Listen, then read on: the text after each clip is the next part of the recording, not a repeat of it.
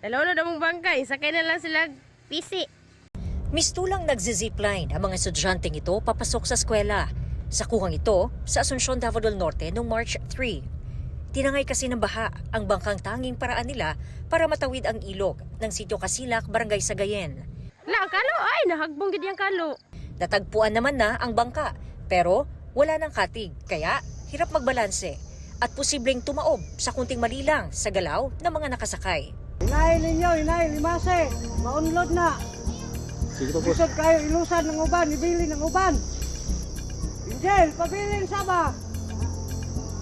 Oh, kamay lang kay glutaw ng dulong. Marami ring butas ang bangka na mano-manong tinatanggalan ng tubig ng mga sakay para hindi lumubog habang hinihila ang lubid para umabante sa kabilang pampang.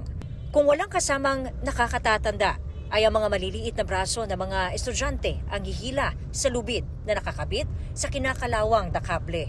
Wala man milaing choice kay maura man na amo ang sakyanan jud padung diri among padung eskwelahan. Wanang ni jud na mo kuan ma'am kanang hanging bridge.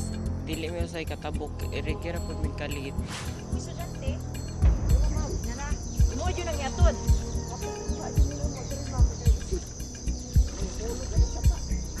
Grabe ang kahadlok kabalaka kay basig mayabo nga mo masundan og tubig nga naong bayani diri adi ko basta matungkat na.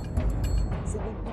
Dahil sa hirap ng sitwasyon, pinahinto na muna sa pag-aaral ang 4 na anak ni Rosalinda na may special needs. Iundang na lang mag-eskwela ma'am tungod sa ilang sitwasyon nga maglisod jud ko. Kalbaryo rin ito sa mga pasyenteng kailangang dalhin sa pagamutan. Nya, na time na mubaha. Eh, siyempre, yung choice me, kinanglan mo lang me para lang yun ang pasyente makatabok. Gayon din sa mga naghahatid na mga ani na mga magsasaka. Bangka ang lisod kay mabukuan man diya. Matumba, yabo pa og daghang karga.